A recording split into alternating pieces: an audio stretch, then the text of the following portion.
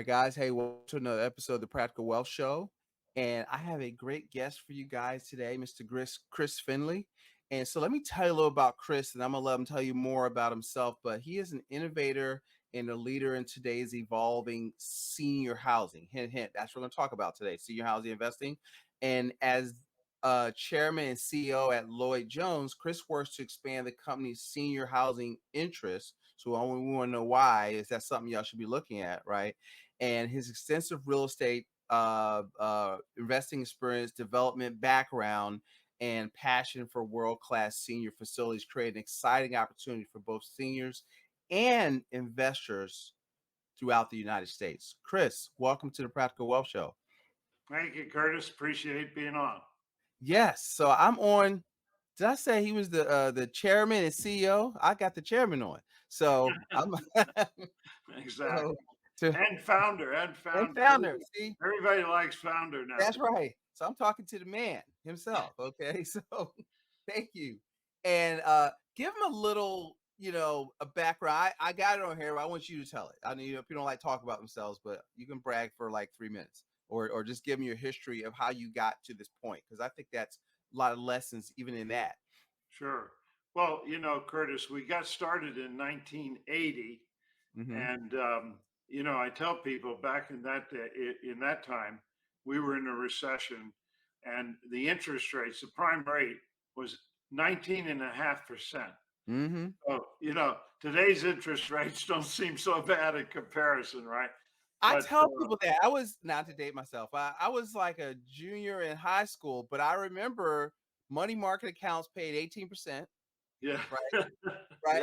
yeah, And the prime rate was like 17 and some change or something like that. And yeah, people don't, so rates are 6%. I was like, please, right, so keep going. I'm yeah, sorry. yeah. It really was amazing. And then And people were still buying properties and all yeah, that kind of stuff during that time somehow. that's true. Miraculously. Yeah, Yeah. it's amazing. So we started out in 1980. We were primarily brokerage, management, and appraisal company, just commercial brokerage and appraisal. And we grew our business. And then in the late 80s, the savings and loan industry throughout the Southwest collapsed, and then the banks going up the East Coast did, and we went to work for we became one of the largest asset managers for the FDIC in closing banks. So they would, and it was similar to the '08 period, except worse. This was like late 80s, early 90s, way worse. And so they'd come along, just shut down the whole bank and call us and tell us the properties, and we'd have to take them over. So we really learned what happens in a really devastating market, and that wiped out all asset classes. I mean, it just was amazing how you could see, okay, which asset classes lost the most, right? Okay. So land, for example, just raw land probably lost 90% of value, whereas multifamily probably lost maybe 40-50% of value, but it was less than anybody else. It was obvious to me multi lost the least of any of the asset classes.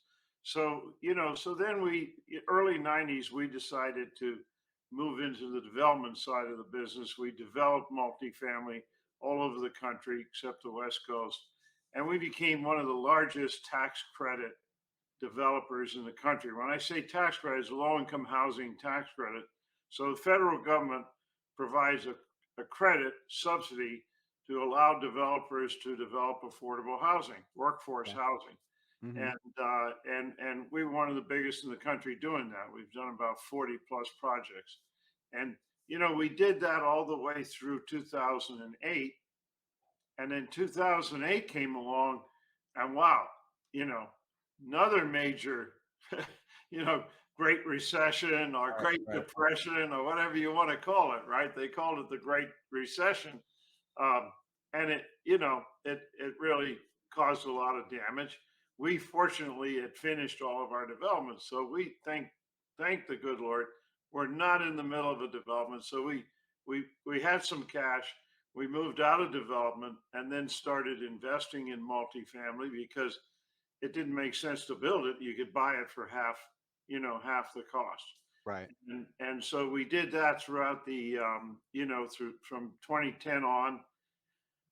And then in 2014, we decided to bring in investors to invest with us. So we deployed mostly our capital. And then when we deployed that, we said, hey, we've got to get some. So we went up to New York, called on the big guys, and we're pretty well known. So we were able to attract some institutional capital. And that's what we've done ever since. We've basically focused on multifamily and grew to about 8,500 units, 25 properties, and strictly via joint venture, meaning one partner.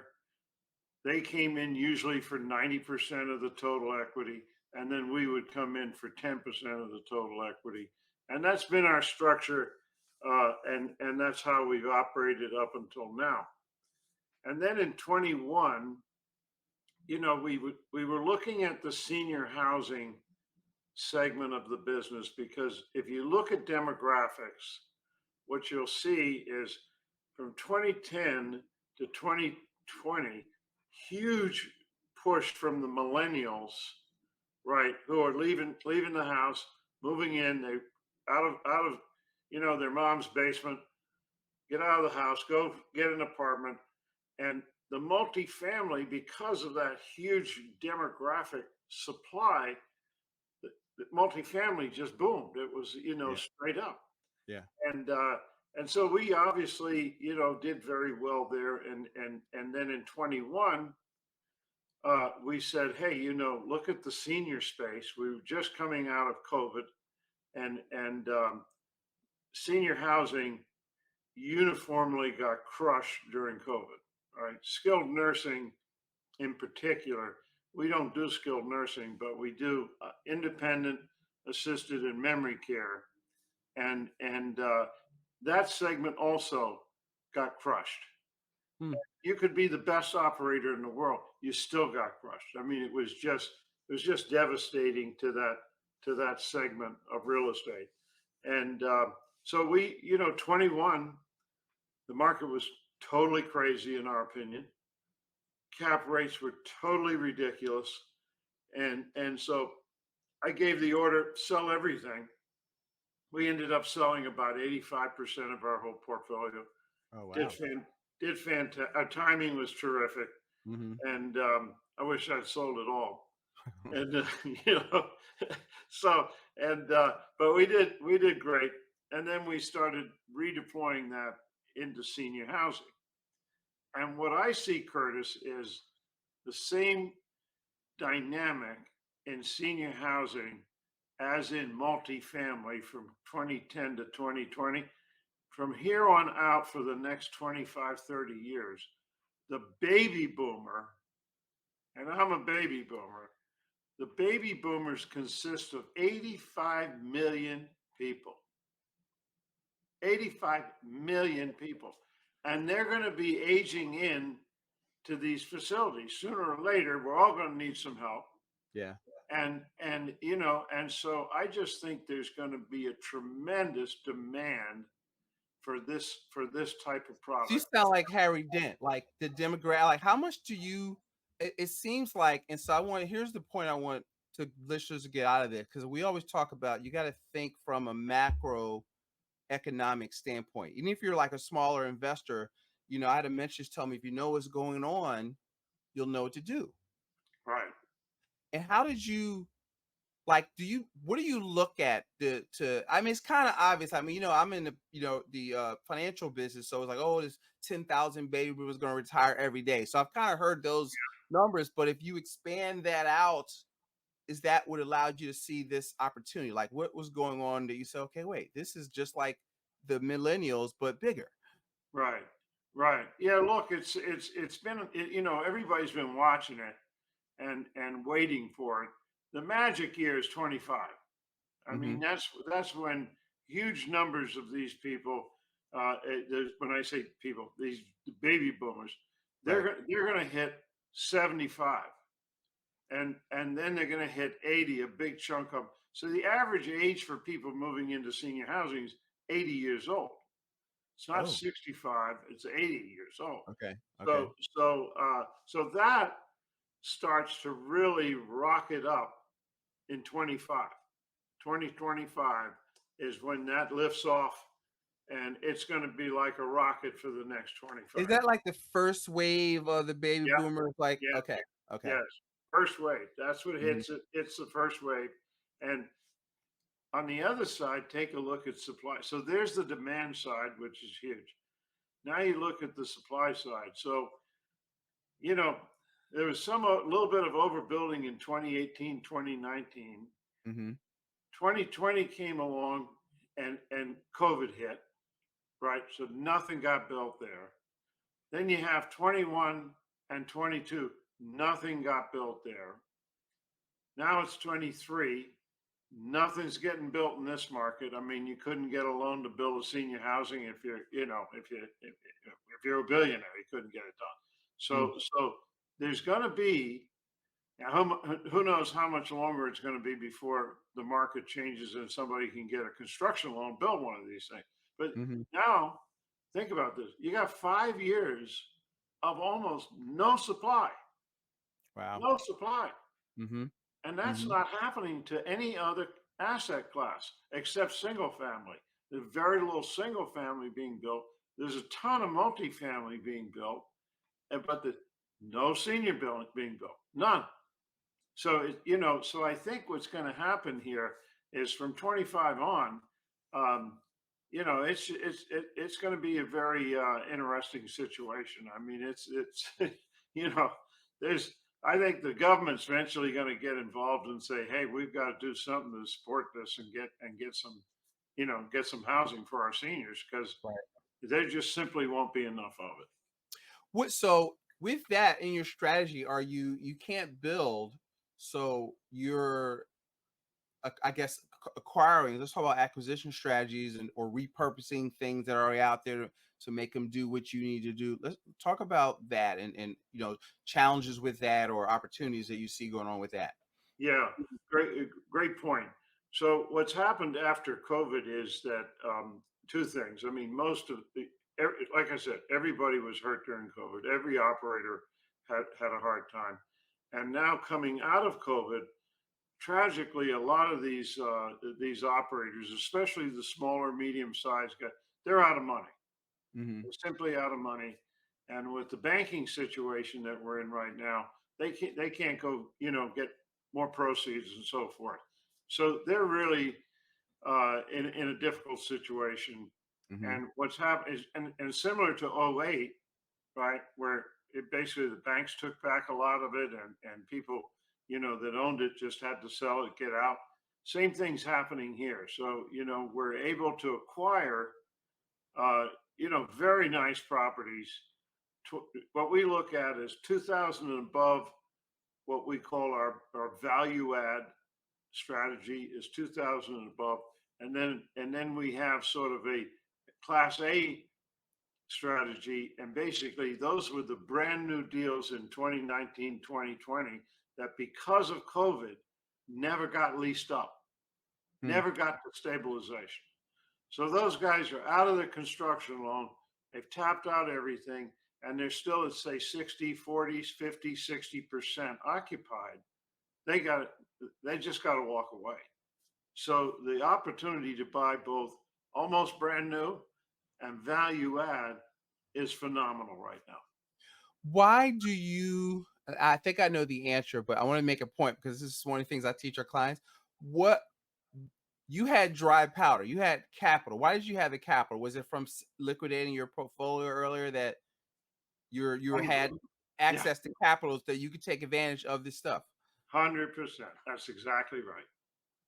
See, because everybody thinks, Chris, that they need to be fully invested at all times. But I had a mentor tell me, listen, if you have capital, opportunities will find you, if you know what you're looking for. And now you're helping them really get out of a bad situation, but you might be doing it for 40, 50, 60 cents on a dollar Correct. because you have the money to do the deal that day.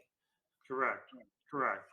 Yeah. Now what's happening is, it's one thing having the equity and getting the equity. Now the banking side of the business is so difficult right now for us because everything we're doing is on a bridge loan. Yeah, All yeah, of these properties need fixing, right? Even a brand new class A, 40, 50% occupied. Nobody, Fannie Mae is not going to give me a loan on that. I mean, right. we've got to go to a regional bank and we got to get it full, and get it running well before we can put a permanent loan on it. So, but that side of the banking a year ago was unbelievably plentiful, Yeah. and everybody was doing it. Every bank and regional banks were big players in this space. Now those banks are almost shut down. Nobody wants to make a loan. Wow. Is this behind the what's the name of that bank? The one in California? Like Right. most of the regional banks are in a similar, not I won't say most might be a strong word, but a lot of them are in a similar situation. Nobody just did the bank run yet. Is that part of it, or what? Yeah, I think. Well, look, we had three largest banks ever to shut down, and other than in 2008. So, we've had some major shocks to the banking, and Yeah. then the OCC that regulates banks have obviously put a lot of pressure on the other banks, saying, Right. okay, we're going to make sure you clean up your books, make sure you got liquidity and that kind of thing. In the journal the other day, just a few days ago, a week ago, downgraded, several major banks. I mean, several major banks. So, Right. so they're putting a lot of pressure on them to, to increase their reserves and liquidity as well, because they're worried about it, right? I mean, you just, So how do you pivot with that then? Like, so how is that? How are you getting stuff done? It sounds extremely difficult, but it seems like yeah. Well, I'll there. give Or you an example. yeah. We closed 12 deals last year, and this year we closed one. Hmm. So, now what we're going to do, we're an operator manager as well. So what our focus is right now is third party management, senior housing management, Hmm. and grow the portfolio that way, so that we expand our management platform into different markets, into different assets, and so forth.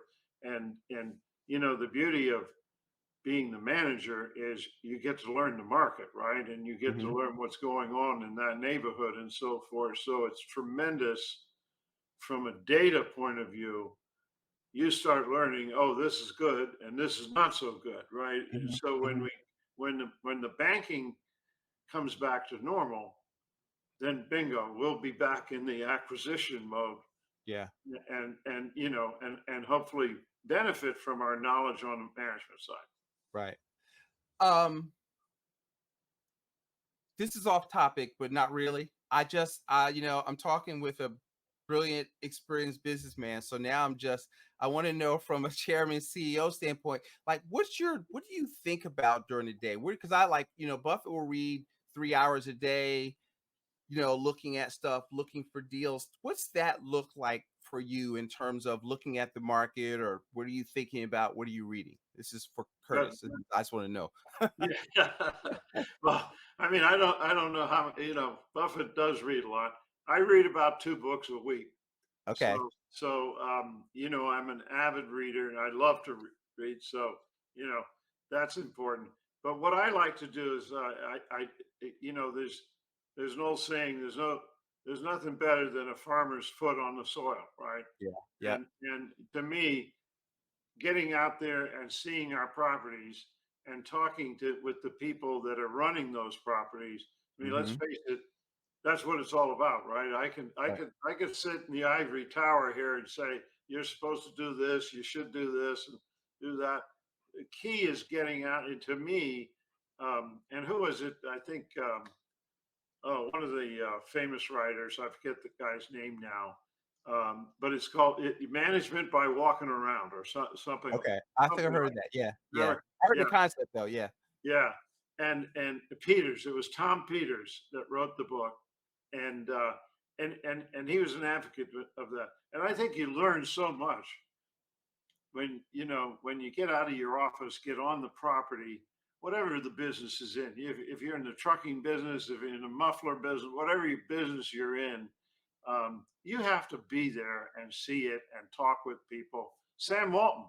Walton's a classic example of that, right? I mean, he would show up with with the truckers at 6 o'clock in the morning, and talk to them and find out what's going on. He was constantly shopping other people's properties. He would be looking at other people's stores Yeah. and taking ideas from them, right? So, Right. Right. you Exactly. know, Exactly. that's one of the things that I love to do, and I just love doing it. I mean, it's really fun to get out there. That's cool. That's cool. So let me ask you this. So in getting back to the senior housing, thank you for that, because that, I've got notes on. I'm like, okay, all right, this is what you want. I'm CEO. How do I do this? So we talk to the man. But how important is, so as you're building these projects, is it like just on the ground level, is it important to get like community engagement and um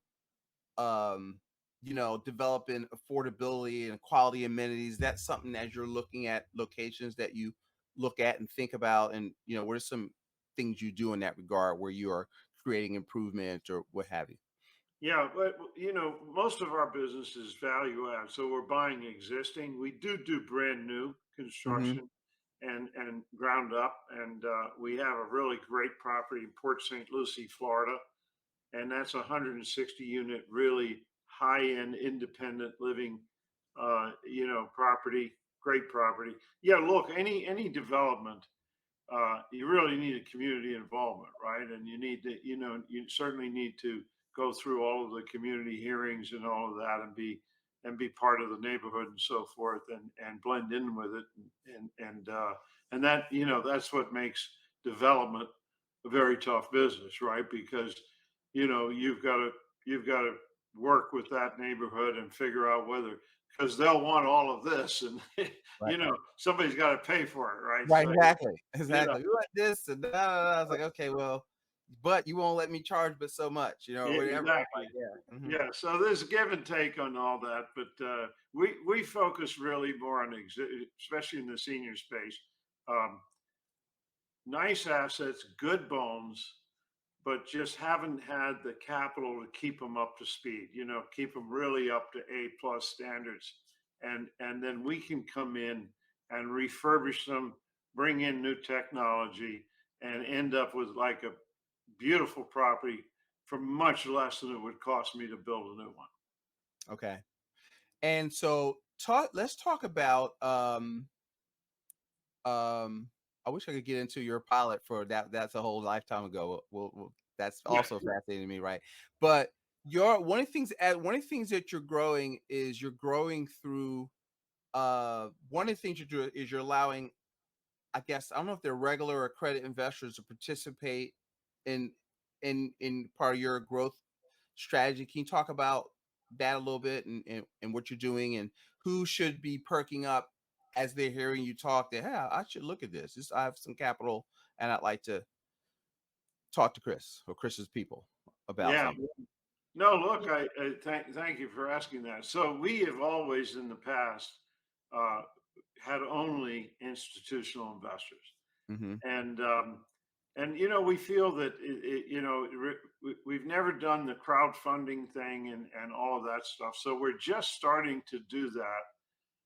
We recently, about 6 months ago, bought a deal north of Boston, and we put that on Crowd Street, which is one of these portals for accredited investors. Went well. We raised, I think, 3 or 4 million on that, and now we're setting up our own portal. And I think what we'll do is we'll start out small. So let's just say we need 10 million.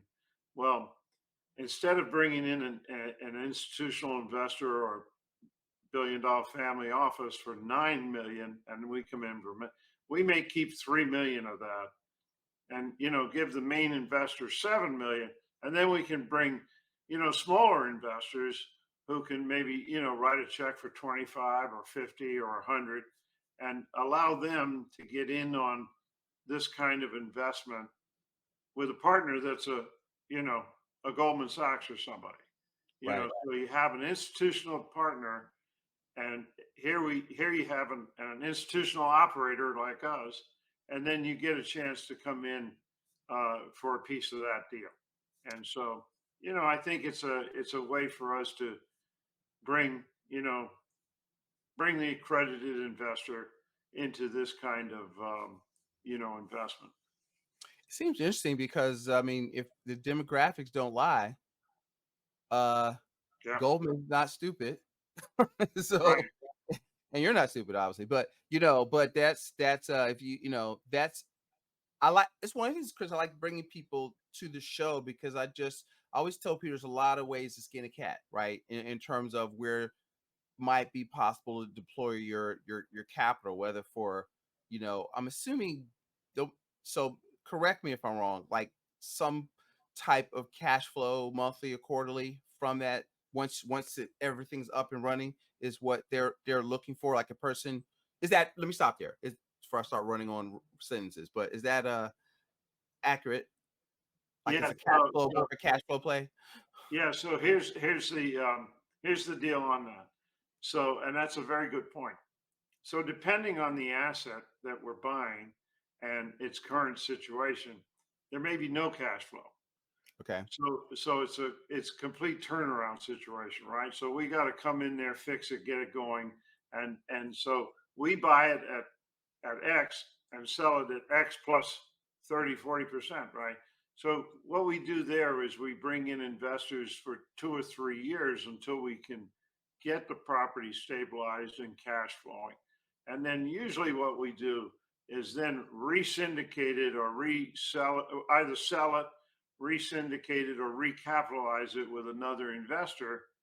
And then that investor is more geared to yield and coupon clipping, right? So now we have a nice asset.